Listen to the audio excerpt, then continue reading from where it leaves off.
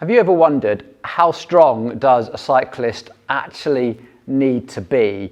Like, where does that cost-benefit ratio sit? How much time should we invest in here? How much should we be lifting? How strong do we need to be? We know that strength training is really important. Bone density, joint health, mobility, and force production, the thing that really makes our power. But if we spent all of our time in the gym, we would end up looking like a competitor on World's Strongest Man, and they were never going to be the fastest bike riders in the world. And yet, some of the most professional bike riders that we see out there can shift an awful lot of weight. Now, in this video, I want to dig into where I think the cost-benefit ratio is, and more importantly, I really want to hear back from you guys about what you think about this subject. Let's get stuck in. Now, taking a look at the research, there is some few academic pieces of work out there which give us some good insight, but there's not many that really set a benchmark. But I have found a couple of really useful articles which have really struck a chord with me. Now, one of these is written by Coach Chad from TrainerRoad, the familiar turbo training app that you might have heard of already. Now, he has actually been really bold and put forward some benchmarks for cyclists, and I like how he's approached this. First of all, he has taken men and women into account, and he's also basing it on a percentage of body weight. He's also split this down into levels, level 1, 2, and 3.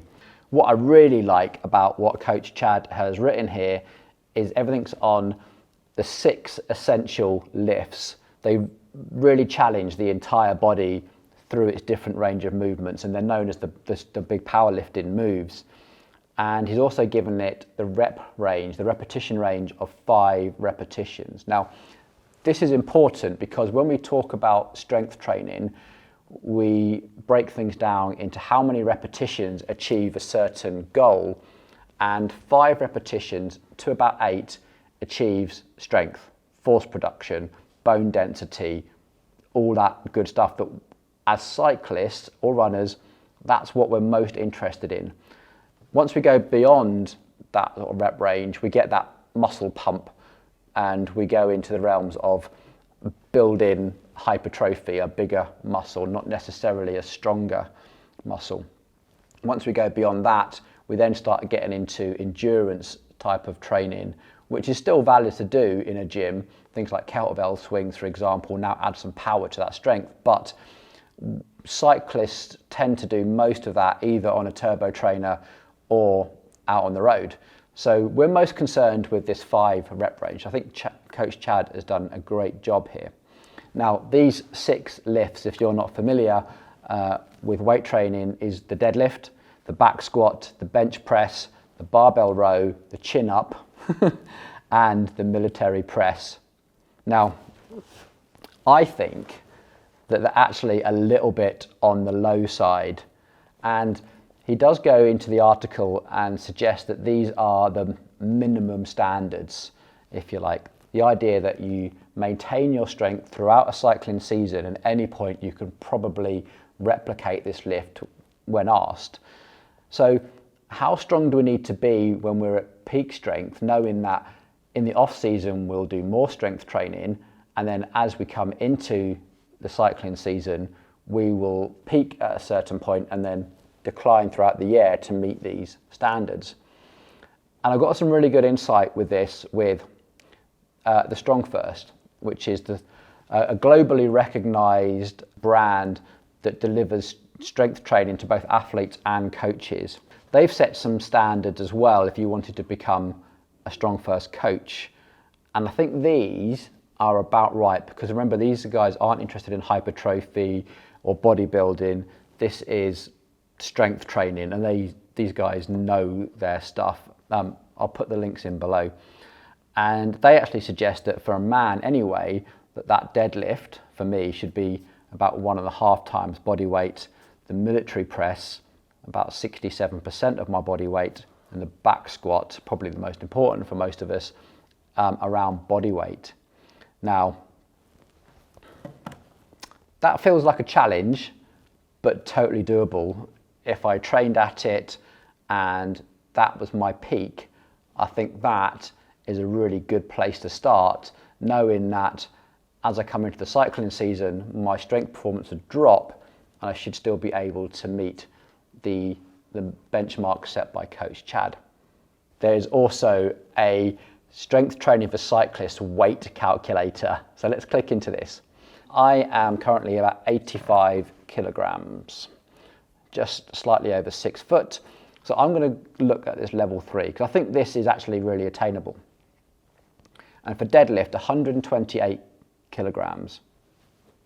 Yeah, I'm pretty cool with that. I think I know that I can probably do 100 kilos right now. So I've got a little bit of work to do to get there. Back squat, 106 kilograms. Now that is going to be a challenge for me. I think I'm nowhere near that at the moment. I've got some work to do. Bench press, 77 kilos. Actually, I am actually quite strong on my upper body. I think that 77 kilos for bench press, I actually think is okay. I'm not there yet, but I think I'm going to get there. The chin-ups have freaked me out a lot, and it says on here 15 repetitions of chin-ups. I had no way I can do that right now. The military press is saying 47 kilograms, which is significantly less than the Strong First is saying. I still think that is actually pretty challenging. Okay, I like this. I've got something to work with, something that I think I can set some smart goals with, and I'm going to give it a go, and I'm going to let you know how I get on.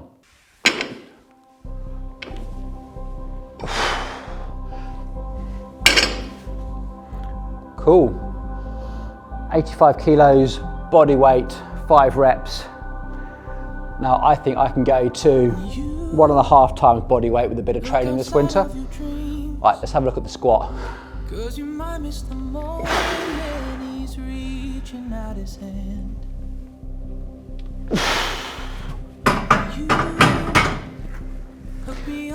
That was 70 kilos, and I think I would be very wise to improve my technique before I go much heavier than that.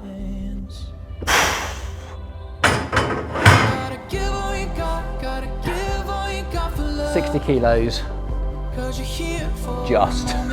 Those last couple of reps were probably a little bit scrappy. So this is 2 10s, 2 5s on either end, 20 kilogram bar, gives us 60 kilos.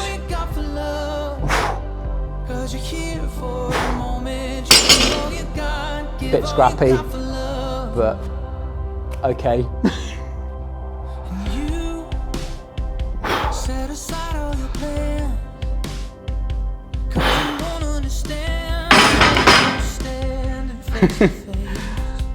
Yeah, I got some work to do.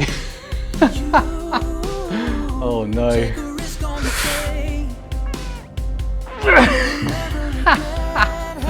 Oh man.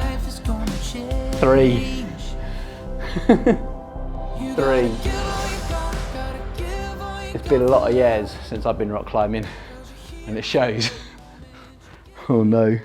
Okay, let's go and check out my results. Okay, how did I get on? Well, okay is probably the best way to describe that. Now, deadlift, back squat, I was pretty happy with. I think I probably could have gone slightly heavier if I had better technique. But that puts me between Coach Chad's all-rounder and sprinter. That's pretty happy. Bench press, about the same, significantly more than the all-rounder, but nowhere near the sprinter level. Barbell row, same sort of idea really, so higher than the all-rounder. Where I really struggled, and I really did, was pull-ups. I did 3, and I'm a bit embarrassed by that, if I'm honest, and I should have been able to do at least 10. I have a lot of work to do. The military press as well, that, oh no. I did 30 kilograms. I failed at 40. I couldn't get 5 reps out of 40, but I think with a bit of training, I probably could. So I hit the all-rounder, but I'm way off the sprinter, and I am a mile away from the Strong First recommendations. That should put me at more like 56 kilograms. So I'm a long, I'm a long way off those. But in terms of leg strength, yeah, pretty good.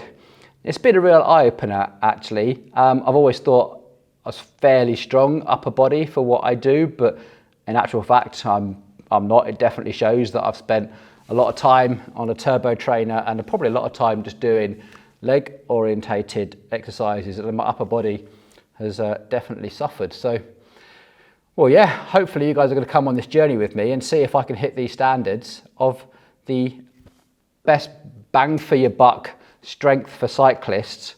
This should be the magic ratio between strength and weight. So before I sign off, I feel I should talk about my weight. 85 kilos is probably a little bit on the heavy side for me at the moment. I prefer my weight to be closer to 82. I'm just a little bit over 6 foot, so 82 it feels like a comfortable BMI for me. I like my body at that weight. It feels like I can achieve what I want to achieve with my body in terms of, can I carry a bike up a hill, descend a rocky terrain? I don't feel fragile, and I'm okay with that. That's where I want to be. And I don't think you should approach this as, if I drop my weight, then I don't have to be as strong.